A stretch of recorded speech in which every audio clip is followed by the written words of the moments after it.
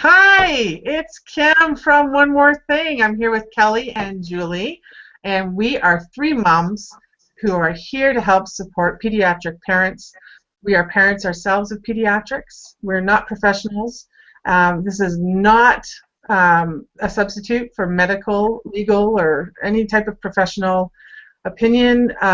We are parents, and we want to share and support other parents in the journey of being a pediatric special needs parent, including all kinds of special needs up into including the complex medically fragile technology dependent children as well.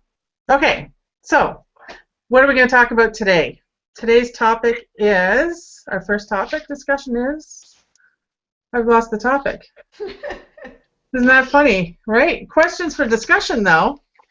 I have that in front of me. So let's start there. Today's topic, I believe, is about how to help other professionals in your care support team understand your child. And so we've got some discussion around that today. Ladies, I'll open it up to you. This is the first question we have. In your experience, what is one of the best tools you've used that help facilitate better care, treatment, and support for your child? We'll start with Julie.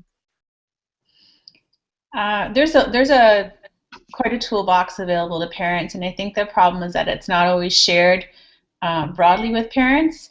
Certainly in our experience, one of the best tools for me personally is taking a lot of notes, having a dedicated notebook in every meeting, in any interaction, and writing down what I understood, what I thought was said, or what I heard. And from the most basic things to just the conversation with the physician to medications or any special tests that are coming up. The second thing that we used quite a bit as a family for my daughter was a care coordination document. So in the early days of her care, it was something that I wrote and produced myself. And it was essentially a summary of who she was and what she was about, mostly medically focused, but as it evolved, I would include things about how she preferred to interact with the medical team.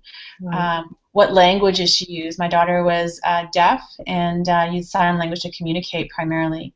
But it was very specific on the medical sense that when we showed up at the emergency department and we had a new physician or doctor looking after her, they were better able to get up to speed quickly on that document. And my best advice for parents, if you're going to use a document like that, is to try and get something that's been developed in collaboration with your primary care provider.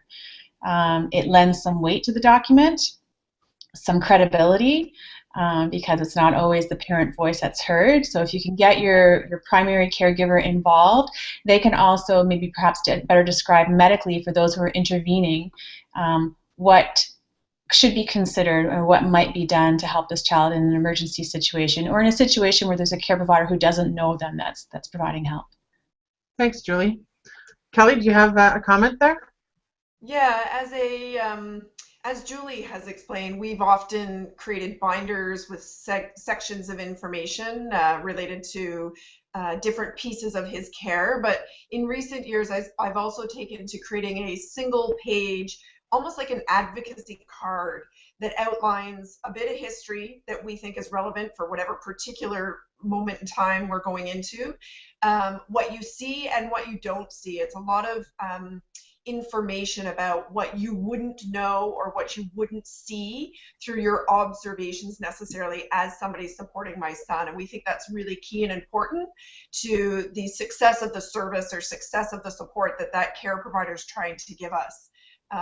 The hidden pieces around how best to support my child. Okay. I just sort of have a little side question to that from what you both had said. So when you're sitting there with your care provider and you're taking notes and you certainly will gather questions for the notes, how do you cope or how do you manage when they are looking like they're impatient and they need to move on? Your time's up. Kelly, you want to start with that?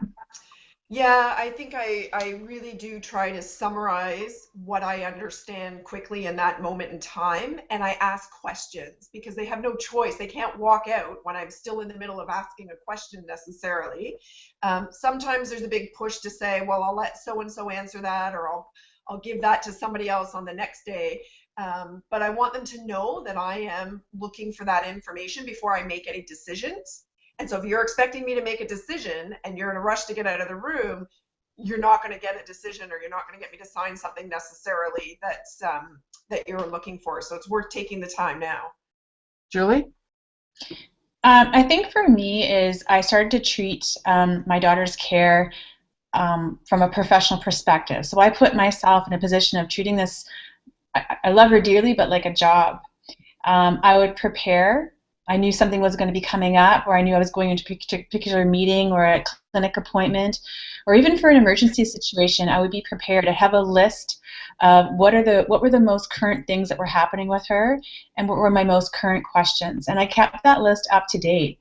I'd review it regularly, maybe weekly, depending on her situation. I might be reviewing it daily, and I'd write down bulleted points so that when I went in, being stressed and upset and tired, I had these written in my notebook, and I had a focus of the things that I wanted to ask, and I made sure that those things got asked. And I would work really hard on being succinct and trying to use their language as best I could. If I didn't understand it, I wasn't going to use their language, but if I did understand it, I would use the medical language that they would use with me to demonstrate a couple things. Number one, that I understood what they were talking about. But number two, to try and demonstrate that I knew my daughter's condition really well, and I understood what was going on, and that I had a lot to contribute that might help them in their knowledge.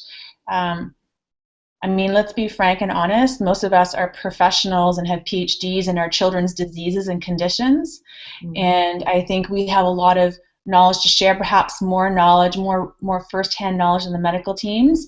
And so I think it's important to be able to show that and demonstrate that. Perfect. I think Julie made a good point. I just want to reiterate it. This idea of being succinct. I mean, there are moments in time where you want to share everything, and you want to share all of the pieces of your child, the good stuff and the successes and the challenging things.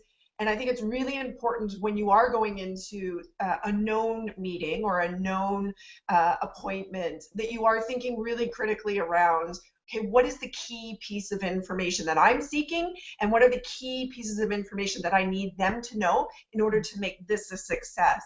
Right. Because otherwise you will get cut off, and you might not get to the key pieces that will provide some ease of mind, or at least get the service that you're looking for. Okay. So yeah, part of your job is to guide and focus the conversation. So you got to bear that in mind. So you are the lead mediator in those appointments. Mm-hmm. So we have a care document. We have an advocacy card. It's important to ask the questions there on the spot, especially if there's a decision that needs to be made, to have the time or take the time with the professional to get the questions answered. Or you step away and make another appointment, I suppose. If that's being cut, you certainly want to do a conscientious decision. I like the point. We are the doctors. We are the professionals of our children.